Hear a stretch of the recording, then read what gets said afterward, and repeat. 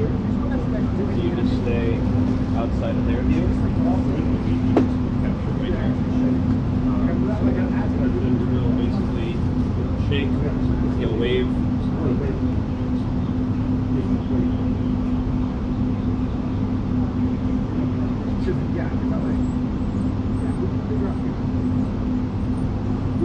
Yeah, he'll wave, he'll turn and go, and then we follow. Yeah.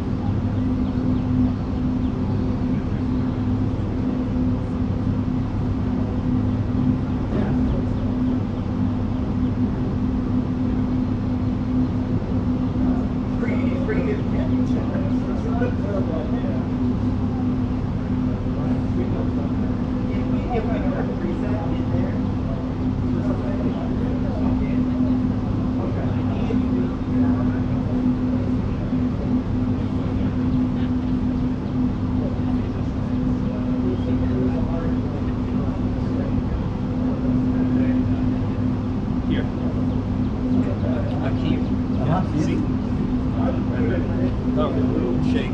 He'll usually go like this. We'll get the same. And then they turn.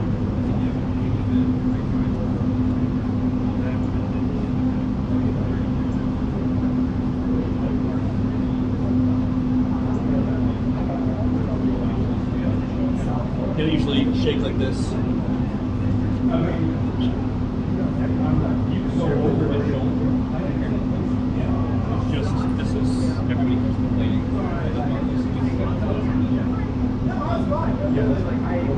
Unless, yes, you can't even stand over there.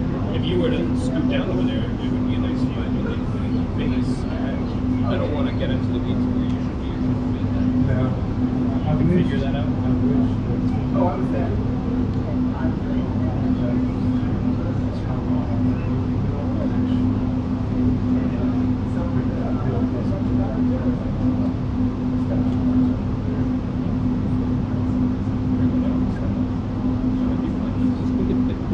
Then you have the trouble of having to get off of that. So it's better.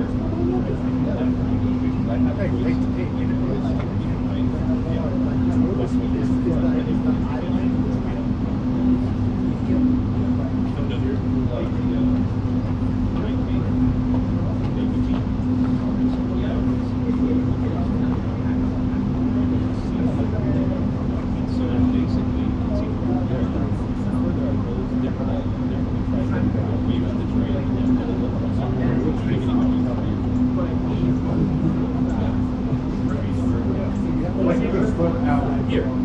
Yeah, exactly. And it gives a whole other person the ability to be there.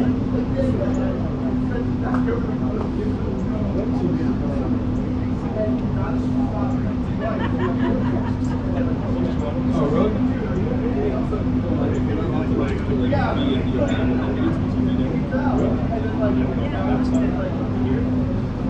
Yeah, I think once you're across the street, near kind of where Modi came, you saw all the employees out there.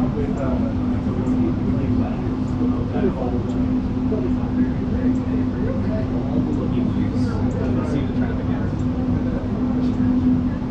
All the rubber members.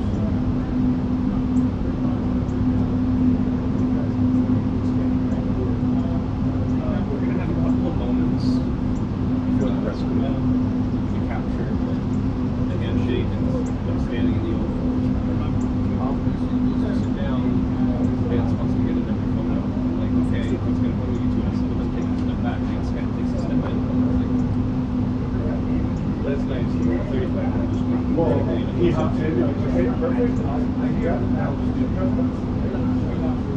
Yeah, that's what I think I did last time. So I think I said, hold up. I did the opposite, but that's smarter. But if he steps in, like, I stop and then have him. Okay, it's okay, we wanted you to have that.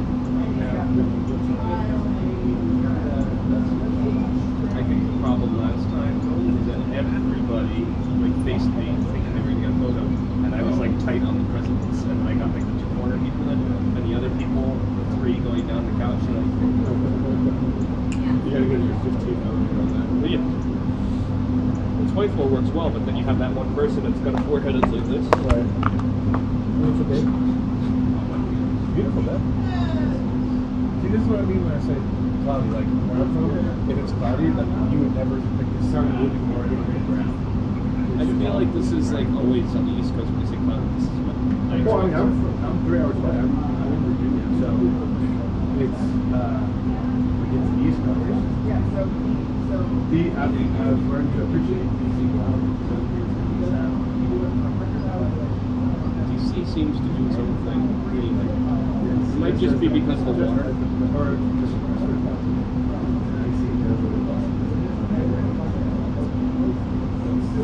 That's the official answer.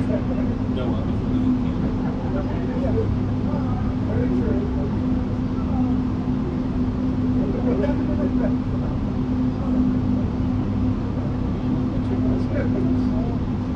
yeah, we were talking about. Oh, yeah, because they're stabbing you with X. Oh, that was you? I heard all this. Yeah, that was shortly. Does that mean did you not look? No, I was just so focused on destroying it. I wasn't paying attention. You have to be careful. You could totally well just be like the Antichrist or some super being, like DNA slice, something like super genius. Well, I was saying, I said I'm going to keep this fight and this assault. Maybe the richest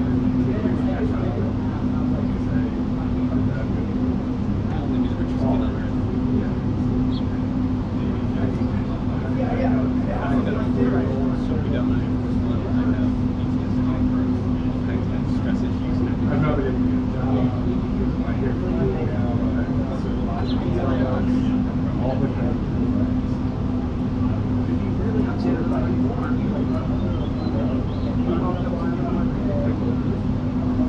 It's like, hey, big guy, what's your name? What are we for? We beat each other up. And I was just he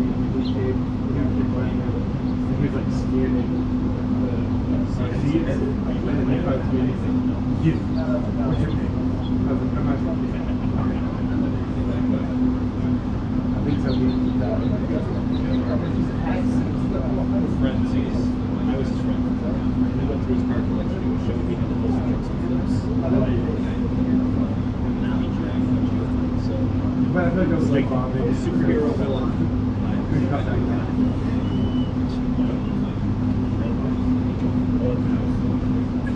Ready?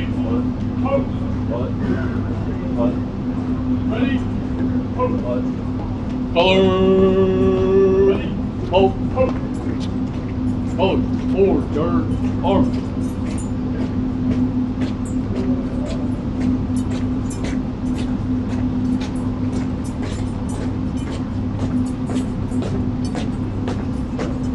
Hold. Ready. Cut. Hold. Dress center. Dress.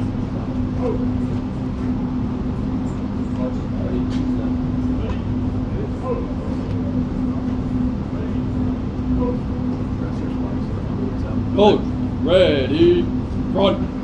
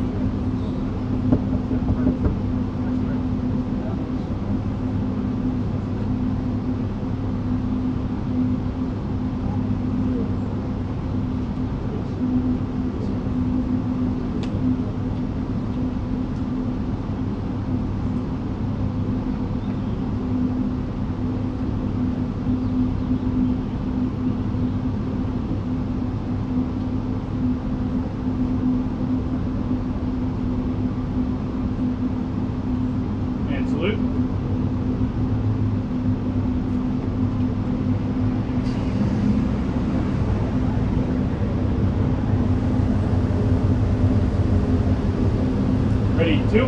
Ready, doors. Ready, pop. Ready, open.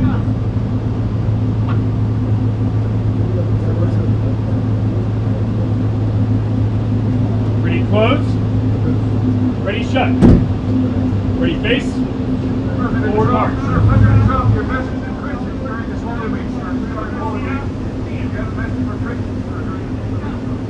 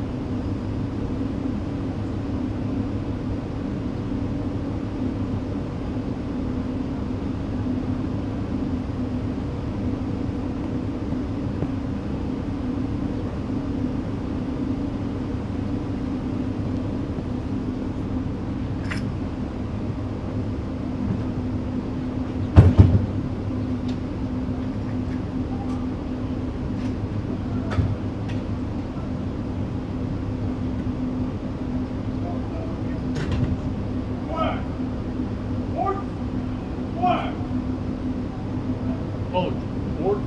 Forward. Forward! Forward!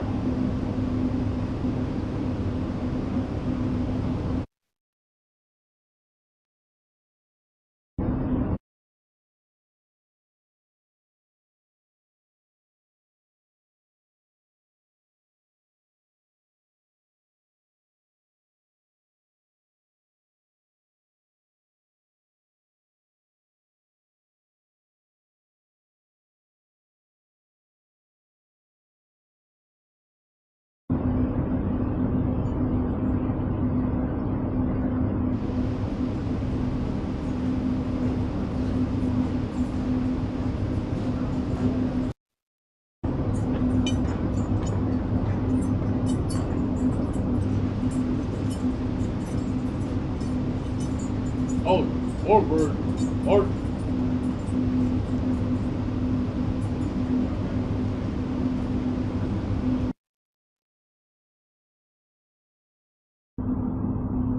And salute.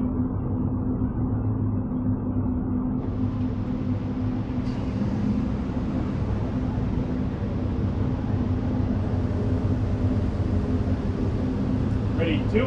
Ready, doors. Ready, pop. Ready, open.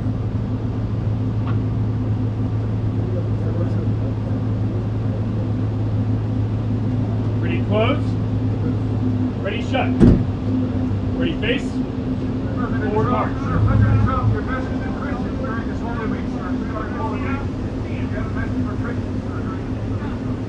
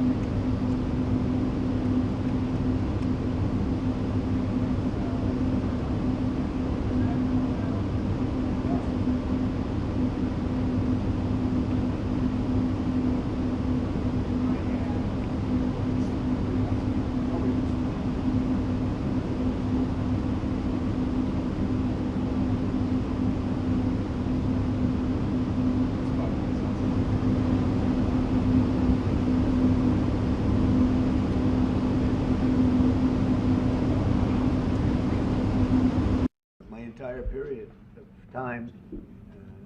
So I knew him as a very young man. Now he's just a young man. And he's done a fantastic job. Mr. President, it's an honor to have you. Thank you. You're doing incredibly for your country. And we appreciate working with you because you want to stop crime, and so do we.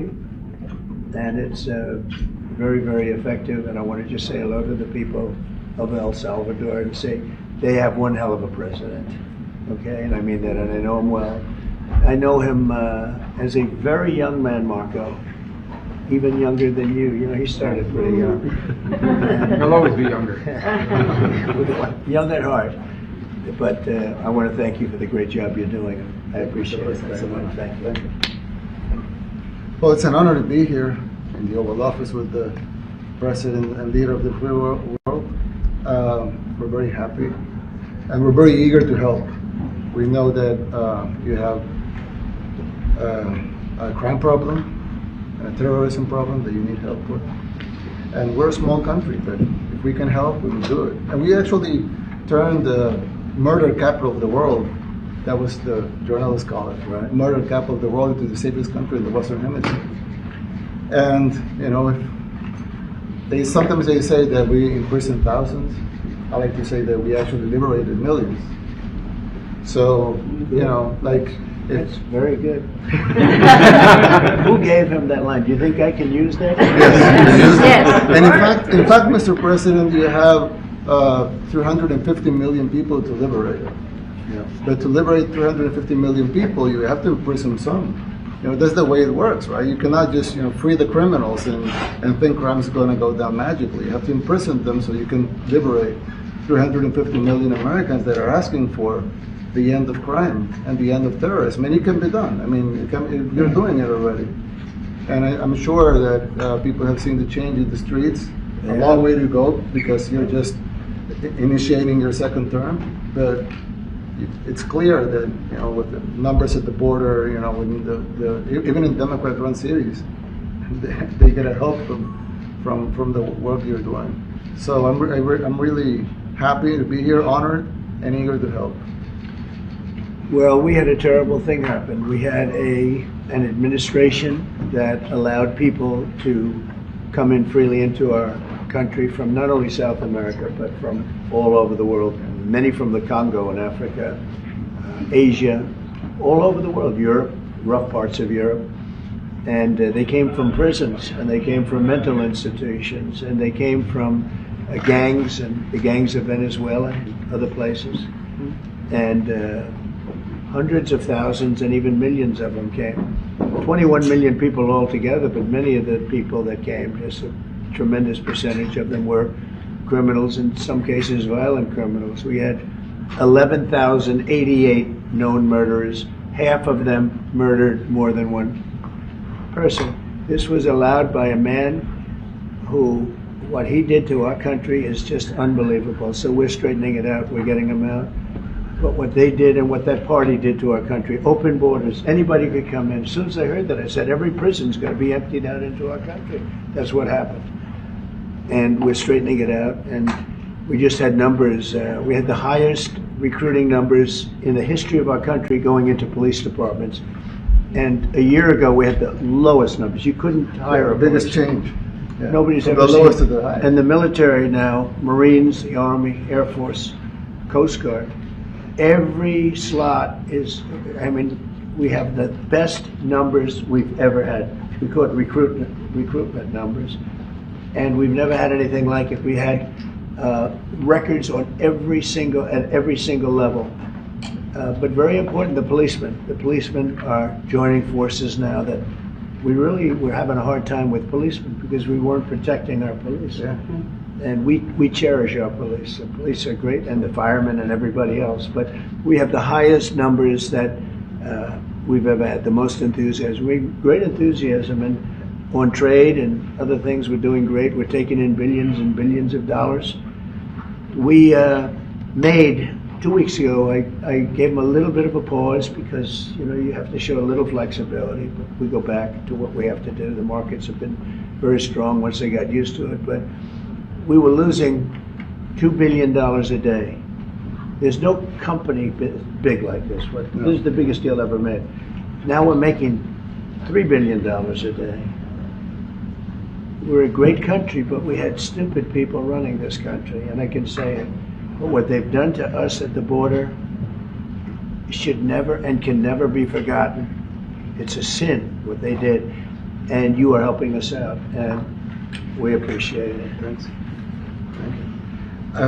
Actually, what you're doing with the border is remarkable. It has dropped, what, 95%? It's incredible. As of this morning, 99%, 99.1% to be exact. Why are those numbers not in the media? Well, they get out with the fake news, like CNN. CNN over here doesn't want to put them out because they don't like putting out good numbers. They only like putting out because I think they hate our country, actually. Yeah, but it's a shame. You're right. Isn't that a great question? Why don't they put out numbers? Yeah, 99%. I mean, it's crazy, right? We're doing It's great. a crazy turnaround. Christy, could you maybe say a couple of words about the border, how we're doing? It's just been absolutely phenomenal what a great leader can do. Clear direction, our laws matter. We should only have people in our country that love us, and the Border Patrol and our ICE officers and law enforcement officers have done fantastic work. So we're proud of them. Now we just need to get the criminals and murderers and rapists and dangerous gang members and terrorist organizations out of our country. So, Mr. President Bukele, we thank you very much for your partnership. It has been wonderful for us to be able to have somewhere to send the worst of the worst and someone to partner with. And we'd like to continue that partnership because it's been a powerful message of consequences. Mr. President, you wanted people to know that there was consequences if you break our laws and harm our people and endanger families. And this is a clear consequence for the worst of the worst that we have somewhere to put them. Thank you very much. Yeah, we even had this gang member from Venezuela, one of the ones you sent, and we interviewed him just to get some information, etc. from them. And he said, "Oh, well, I got arrested 6 times, but they released me the 6 times, so I should be released again." And then we said, "Well, what's the last thing you do?" And he said, "Well, I shot a cop in the leg, but I didn't kill him. I just shot him in the leg." And we're like, this guy was arrested 6 times here in the United States, 6 times. He was released 6 times. And in the he was released 5 times, and the last time he was sent to El Salvador, right? So he's not getting released. But the last time he shot a cop, actually, and he shot him in the leg. So these are, like you said, there's something broken. It's the liberal establishment. But they're not running things anymore in this country, and we're run by, and I don't say conservative, I don't say anything, we're run by people with great common sense. Yeah, common sense. Because it's all common sense. Yeah. It's not liberal conservative, it's common sense. Exactly. And, do you allow men to play in women's sports? Do you allow men to box your women and box? Because I know you have a lot of boxing. That's violence. That's abuse of a woman. Against women. It's abuse of a woman. Totally. But we have people that fight to the death because they think men should be able to play in women's sports. And some of those sports, it wouldn't matter much, but it still matters. But some of them are very dangerous for women. Some years ago, like we said, a decade ago or so, women rights movements were pressuring so that we enacted specific laws to avoid men abusing women. And I think those laws were great because there were a lot of men abusing women. But now some of the same people are trying to backtrack on that and actually trying to make new laws allowing men to abuse women in sports. So actually that doesn't make sense. It doesn't make sense. It's crazy. They have weightlifting records, right? Yeah. A woman gets up, lifts weight, she's incredible. A guy gets up and beats her by 100 pounds. What are you going to do? A record that hadn't been broken in 18 years. They put on an ounce, quarter of an ounce, eighth of an ounce for 18 years. Now they have a guy come up, ping. The whole thing is crazy. But they continue to fight. And I don't like talking about it because I want to save it for just before the next election. I said, my people, don't even talk about it because they'll change. And but I watched this morning, there was a congressman fighting to the death for men to play against women in sports. And you say to yourself, why? What are they doing, right? What are they doing? But your country's not too big in that. No, of course not. We're big in protecting women. Good. Yeah. That's right. It's a very important form of protection, too. And as you can see, most of my cabinet are women, so... That's impressive. Yeah. That's why you're and running. they're not DEI hires or anything. Yeah. They're just great at what they do. Right? That's right. This is very impressive. Yeah, This no. is a first. We've had women, but we've never had 3 of them right here. That's 4 and 3 and men. look what we have. You guys feel a little bit mistreated? That's good. I like it. Well, we've been advanced. I've been very advanced in that regard too. We have Pam, who's been so fantastic. Christy, and the most powerful woman they see anywhere. I know, exactly. She's rated. They're all afraid of her. Susie Wells. They say, "Oh, she's tough." Yeah. Most powerful woman in the world, according to magazines. What do I know? Yes. But I think she probably is. Yeah, she probably is. You know, she probably is. Congratulations. And you know, Stephen has done such a great job. We have great He's people. very famous too. But we love working with him. He really lets them have it. Right? Yeah, exactly. There's no games. No. It's very good. He knows. Do you have any questions, please? President Trump? Go. Let's not start Mr. with President. CNN because they're just so Mr. President. wrong. Yeah, please. Yeah, thank you, Mr. President. You repeatedly mentioned last night that Russia's attack on Ukraine was a mistake. What is the exact mistake? And have you given Putin a deadline to actually move toward a ceasefire? The mistake was letting the war happen. If Biden were competent, and if Zelensky were competent, and I don't know that he is. We had a rough session with this guy over here. He just kept asking for more and more. That war should have never been allowed to happen. That war, I went 4 years and Putin wouldn't even bring it up. And as soon as the election was rigged and I wasn't here, that war started. There was no way that war should have been allowed to happen. And Biden should have stopped it. And you take a look at Putin. I'm not saying anybody's an angel, but I will tell you, I went 4 years and it wasn't even a question. He would never, and I told him, don't do it. You're not going to do it. And it was the apple of his eye, but there was no way that he would have done it. All you had to do is lower oil prices. If you lowered oil prices, Biden kept the prices so high because he made it impossible to get it. If you lowered oil prices, you would have never had the war. But you wouldn't have had it with me anyway. That war would have never happened. And I think it's a great abuse.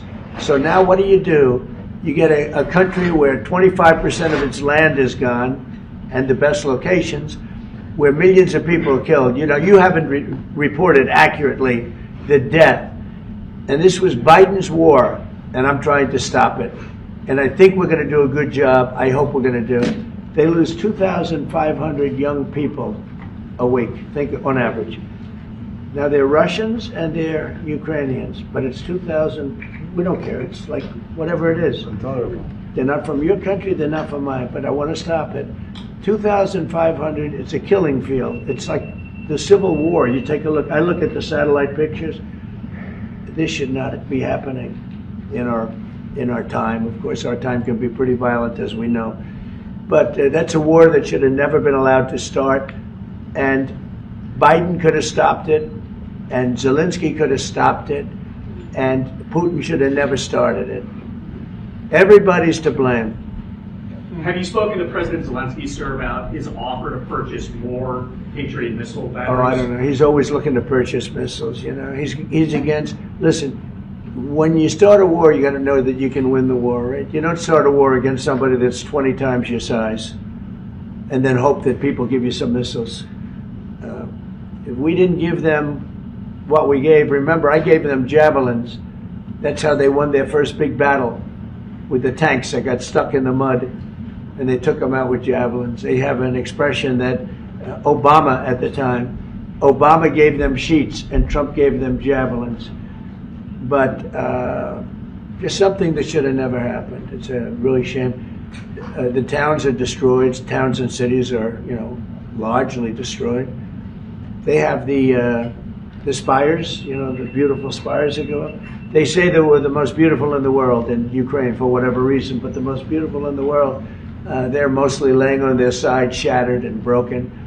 And most importantly, you have millions of people dead. Millions of people dead because of 3 people. I would say 3 people. Let's say Putin, number 1, but let's say Biden, who had no idea what the hell he was doing, number 2, and Zelensky. And all I can do is try and stop it. That's all I want to do. I want to stop the killing. And I think we're doing well in that regard. I think you'll have some very good proposals very soon. Last question, sir. Have you attributed a motive through the FBI investigation behind the attack on Governor Josh Shapiro over the weekend? No, I haven't, but the attacker was not a fan of Trump, I understand, just from what I read and from what I've been told. The attacker basically wasn't a fan of anybody. It's probably just a whack job. And certainly a thing like that cannot be allowed to happen. Has your good relation with President Bukele the best guarantee that this time you won't terminate the temporary I have protected a status? great relationship with this man. I have the best relationship with him. We've known each other. I've known him since he was a very young man, as I said, very, very young, and I was impressed. I said, look how this guy is. In fact, you sort of look like a teenager. You look like a teenager. I said, what kind of a country is this? He grew up well in the last 5 years. Do you support the extension for nationals of El Salvador under temporary support protected him. status? Do you plan to ask Let's hear the question from this very low-rated anchor at CB. Thank you, President Trump. Do you plan to ask President Bukele to help return the man who your administration says was mistakenly deported? The man who was mistakenly deported to El Salvador? Well, let me ask Pam, would you answer that question? Sure, President. First and foremost, he was illegally in our country. He had been illegally in our country. And in 2019, two courts, an immigration court and an appellate immigration court, ruled that he was a member of MS-13 and he was illegally in our country. Right now, it was additional paperwork had needed to be done.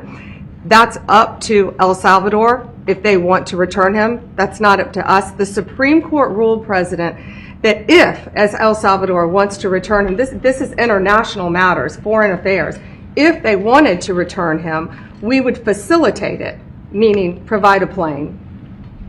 So will you return him, President And you are doing a great job. Thank you. Wait a minute. Can you just also respond to that question? Because, it's asked by CNN, and they always ask it with a slant, because they're totally slanted because they don't know what's happening. That's why nobody's watching them. But would you answer that question also, please? Yes, gladly.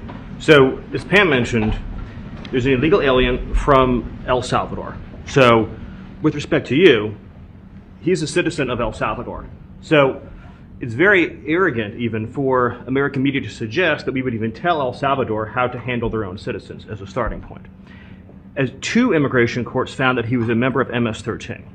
When President Trump declared MS-13 to be a foreign terrorist organization, that meant that he was no longer eligible under federal law, which I'm sure you know, you're very familiar with the INA, that he was no longer eligible for any form of immigration relief in the United States.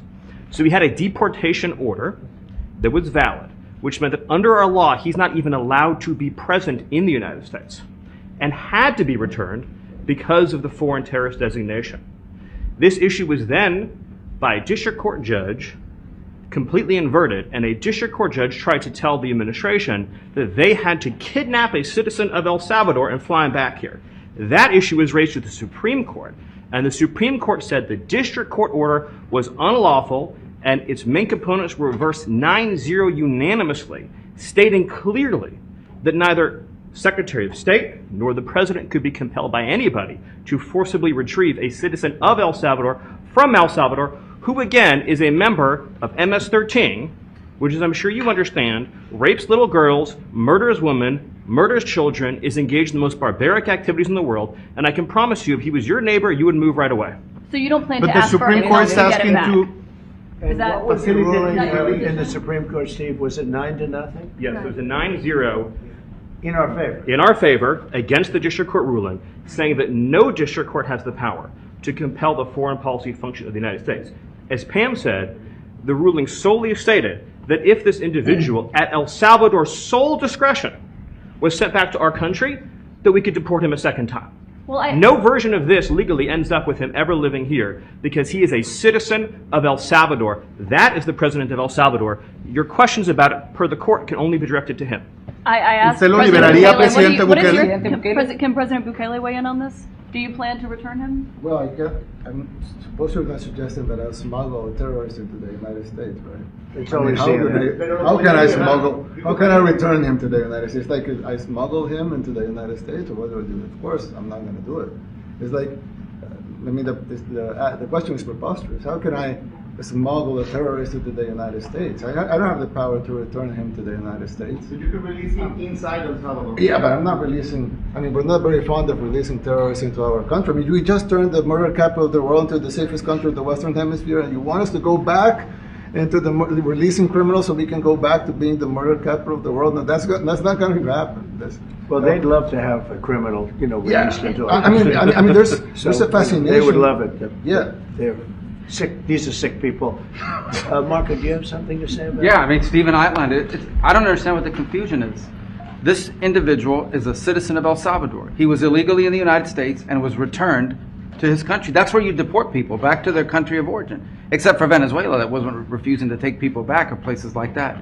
I can tell you this, Mr. President. No, the foreign policy of the United States is conducted by the President of the United States, not by a court. And no court in the United States has a right to conduct the foreign policy of the United States. It's that simple. End of story. And that's what the Supreme Court held, by the way, to Marco's point. The Supreme Court said exactly what Marco said, that no court has the authority to compel the foreign policy function of the United States. We won a case 9-0, and people like CNN are portraying it as a loss, as usual, because they want foreign terrorists in the country who kidnap women and children. But President Trump, his policy is foreign terrorists that are here illegally get expelled from the country, which, by the way, is a 90-10 issue. Well, Mr. President, you said that if the Supreme Court said someone needed to be returned, that you would abide by that. You said that on Air Force One just a few days ago. And they said that it must be facilitated. Why don't you just say, isn't it wonderful that we're keeping criminals out of our country? Why can't you just say that? Why do you go over and over? And that's why nobody watches you anymore. You have no credibility. Please, go ahead. President Trump, thank you so much. How many illegal criminals are you planning on exporting to El Salvador? And President Bukele, how many are you willing to take from the U.S.? As many as possible. And I just asked the president, it's this massive complex that he built, jail complex. I said, can you build some more of them, please? As many as we can get out of our country that were allowed in here by incompetent Joe Biden through open borders. Open borders. You probably hear open borders and you can't even understand it because nobody can understand. Nobody smart or with common sense can understand it. So we have millions of people that should not be in this country that are dangerous. Not just people, because we have people, but we have millions of people that are murderers, drug dealers. They've been allowed to come into our country by other countries that were very smart. When they heard that this very low IQ president, and by the way, I took my cognitive exam as part of my physical exam, and I got the highest mark, and one of the doctors said, "Sir, I've never seen anybody get that kind of, that was the highest mark." I hope you're happy with that. Although they haven't been bugging me too much to take a cognitive, but I did do my physical and it was released. I hope you're all happy with it. I noticed there's no question, so probably you are. But the cognitive, they said to me, "Sir, would you like to take a cognitive test?" I said, "Did Biden take one?" "No." "Did anybody take one?" "No, not too many people took them." I said, what about Obama? Did he take one?" "No, he didn't take one either." I said, let me be the only one to take one. But I've actually taken them 3 times already. I like taking them because they're not too tough for me to take. But we had a great physical exam, so I know you're going to ask that. And the doctors who are total professionals, Walter Reed Medical Center, they're great people. And I visited a soldier that was badly wounded, incredible soldier, lost his leg, and spent a lot of time with him. I mean, great with his mother. And it was really a very great thing. They do a phenomenal job. I just want to say, Walter Reed, I was there for, 5-6 hours. You were there with me. But I took a full physical, and it came out perfecto, so that's good. That means you've got me for a little longer. Would the U.S. be willing to pay for those facilities to be opened if new ones were going to be built? I'd do something. We'd help them out, yeah. We help them. They're great facilities, very strong facilities, and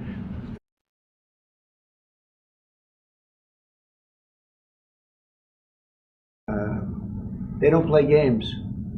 I'd like to go a step further. I mean, I said it to Pam. I don't know what the laws are. We always have to obey the laws, but we also have homegrown criminals that push people into subways, that hit elderly ladies on the back of the head with a baseball bat when they're not looking, that are absolute monsters. I'd like to include them in the group of people to get them out of the country, but you'll have to be looking at the laws on that, Steve, okay?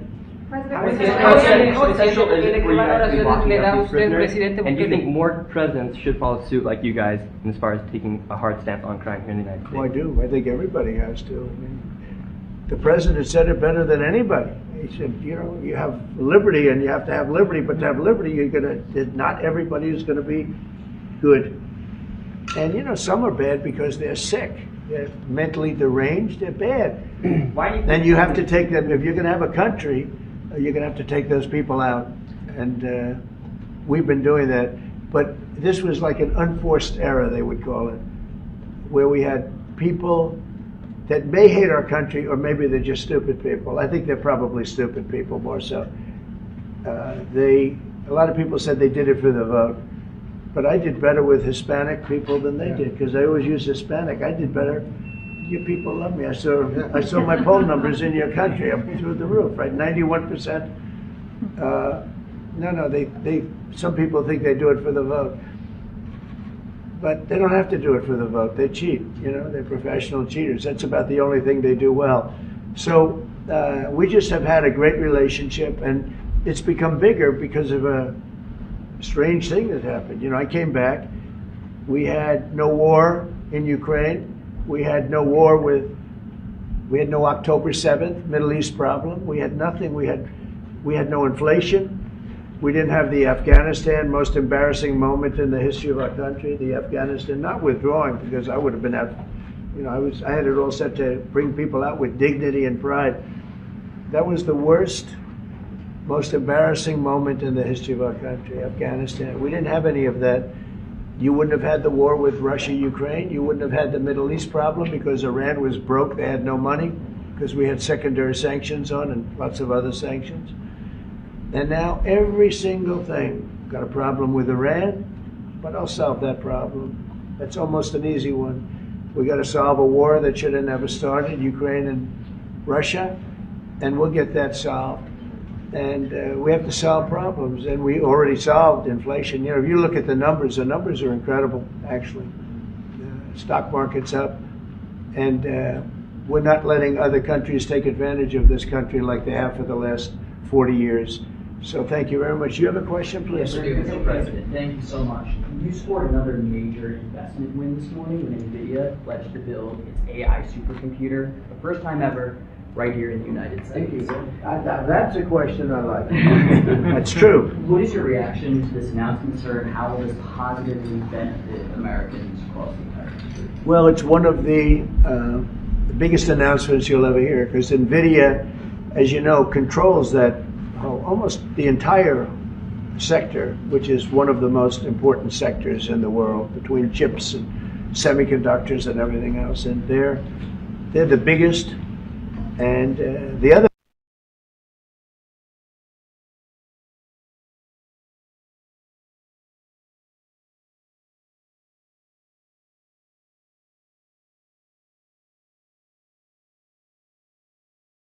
biggest we already have coming in and spending $300 billion, as you know. They announced 2 weeks ago. But NVIDIA is so highly respected, and this was an announcement that a lot of people, I knew it was going to happen, but not to the extent that it happened. It's big. And the reason they did it is because of the election on November 5th and because of a thing called tariffs, as I say, the most beautiful word in the dictionary. After love, God, relationship, the press actually hit me and said, tariff is the most beautiful word in the dictionary. What about family, love, God? So I got hit even on that. You understand? I said, okay. So now I say it's my fifth most favorite word, because they get you on anything.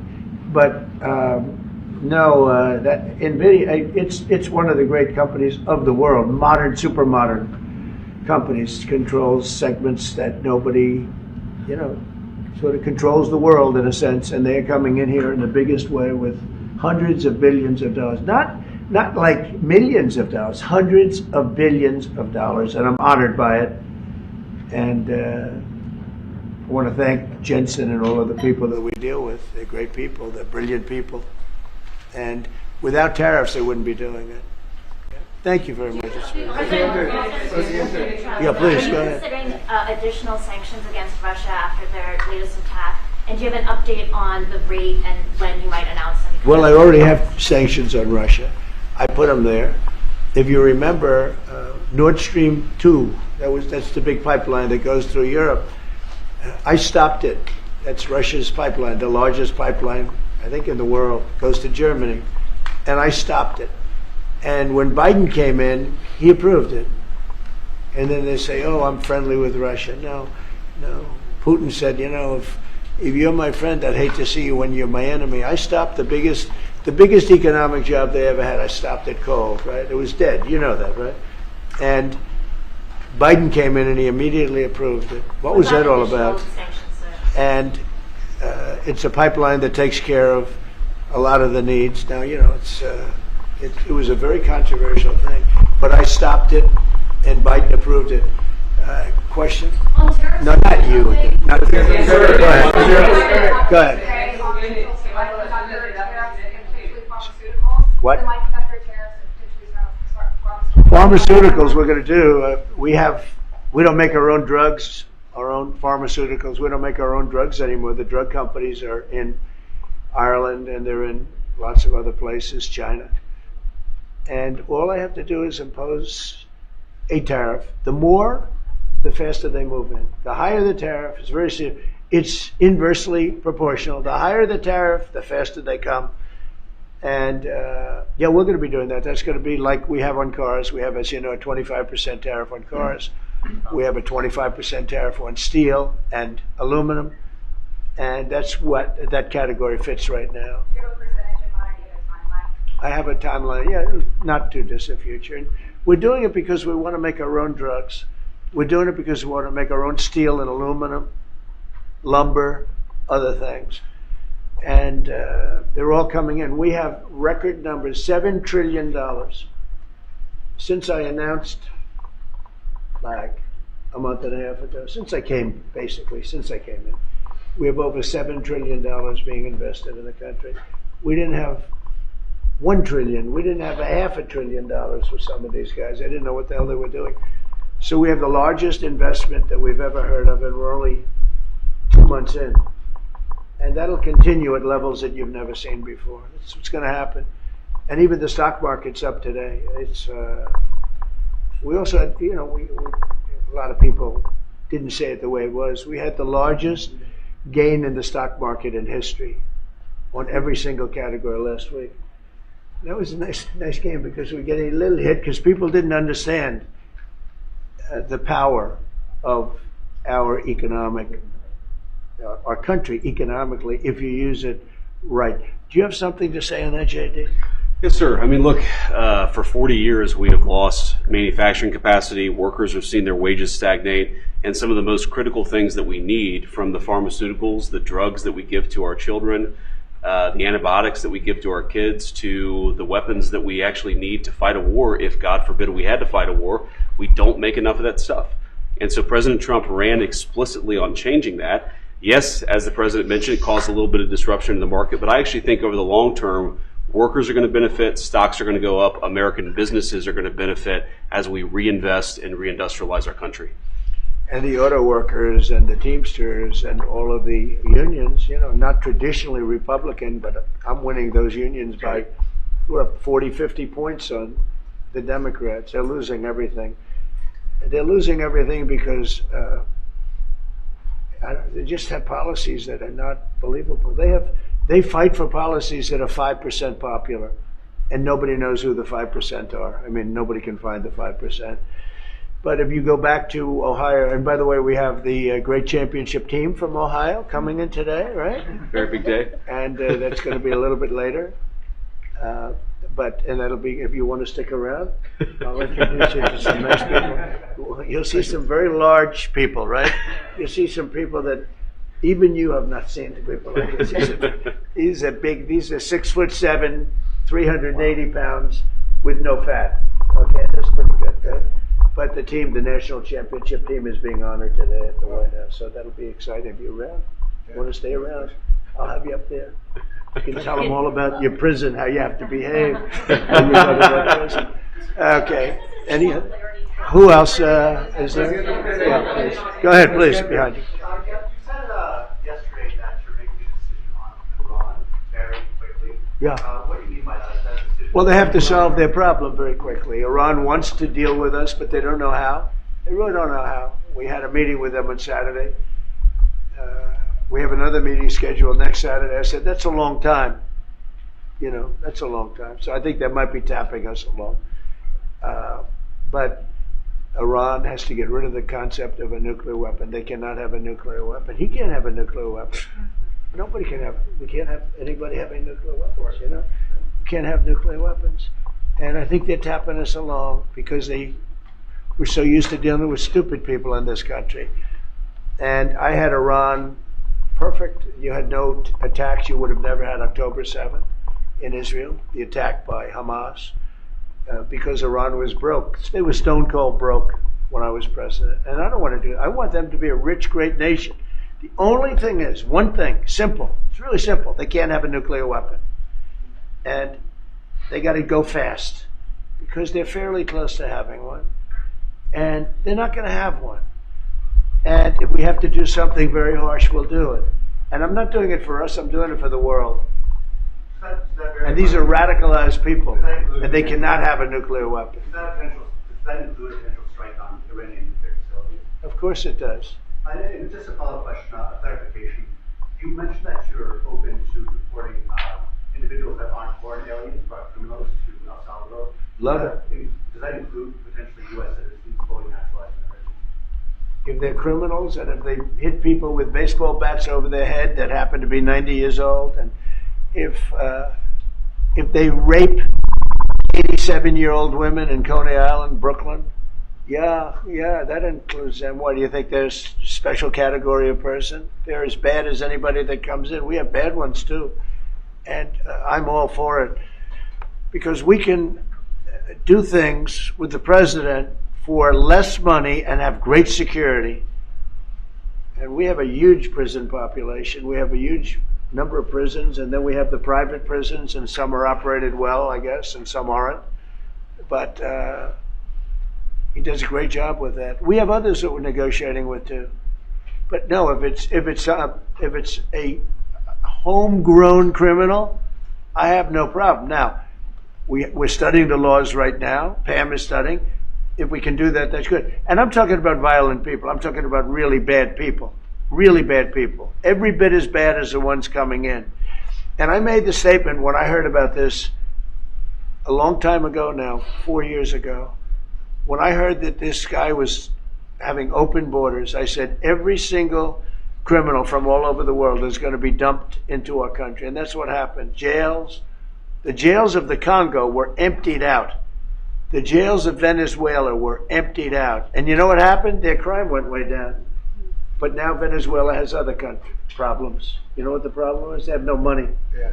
Because I shut off their oil, and we put secondary tariffs because they're not doing what's right over there. They know what to do. We spoke to them. I spoke to them. They know what to do. But they have no money. Venezuela has no money. But Iran had no money. And Iran behaved so beautifully. And then Biden took all those secondary tariffs and tariffs on. I told China, you can't buy oil. If you buy oil from Iran, China, I told it to President Xi, then we no longer want you to do business with the United States of America. And those ships disappeared from that harbor so quickly. China. Get along great with China. Are the talks with Iran productive? Do you want to continue that? What? The talks with Iran, do you believe those are productive? Do you want to continue that? I think Iran could be a great country as long as it doesn't have nuclear weapons. If they have nuclear weapons, they'll never get a chance to be a great country. They will never get a chance. It won't even come close. Sir Harris. Yeah. Yeah, thank you. Yesterday you mentioned short-lived product exemptions. Which specific products are you considering, and how long is short-lived? Weeks, months? I'm looking at something to help some of the car companies where they're switching to parts that were made in Canada, Mexico, and other places, and they need a little bit of time because they're going to make them here, but they need a little bit of time. So I'm talking about things like that. What about any Apple products, other cell phones? Look, I'm a very flexible person. I don't change my mind, but I'm flexible. And you have to be. You just can't have a wall and you'll only go. No, sometimes you have to go around it, under it, or above it. There'll be maybe things coming up. I speak to Tim Cook. I helped Tim Cook recently, and that whole business. I don't want to hurt anybody.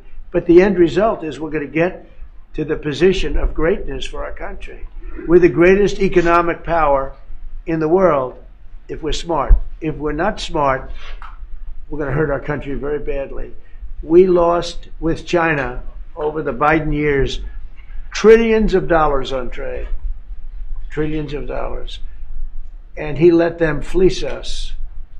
And we can't do that anymore. And you know what? I don't blame China at all. I don't blame President Xi. I like him. He likes me. I mean, who knows? Who the hell cares? Do you have any updates on? But you know what? What? Do you have any updates with talks with China? No, let me just tell you this.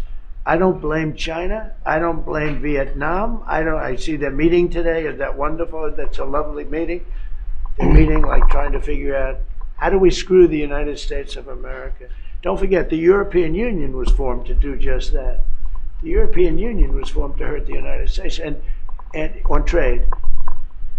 And they get us on NATO because they don't pay their bills. But now, since I got involved, they have been paying their bills. I took in over $600 billion for NATO. Nobody took in anything. I mean, they were all delinquent. They had 8 nations out of 28 paid their bills. The rest of them were way delinquent. And I said, if you don't pay your bills, we're not going to protect you anymore. And the money poured in over 600. The Secretary General last week made that statement. He said, I've never seen anything like it. We couldn't get anybody to pay because the United States was footing the bill for NATO. Well, we got hurt there, and we got hurt on trade, likewise, European Union. And they've got to come to the table. And they're trying to. They're trying to. But the European Union has taken terrible advantage. They don't take our food products. They don't take our cars. We have millions of their cars, BMW, Volkswagen, Mercedes-Benz, many others. They come in by the millions. There are no Chevrolets in Munich, I can tell you that. I said to Angela Merkel when she was there, as she was letting millions of people infiltrate Germany, which was not so good we would call them illegal immigrants, but she made them legal. But I said to her, and I get along with her very well, I said, how many Chevrolets do we have in Munich or Frankfurt? Why, none, Donald, none. I said, you're right. And yet we take in millions and millions of cars. No, those days are over. Okay, thank you very much, everybody. Thank you, Press. Thank you, Press.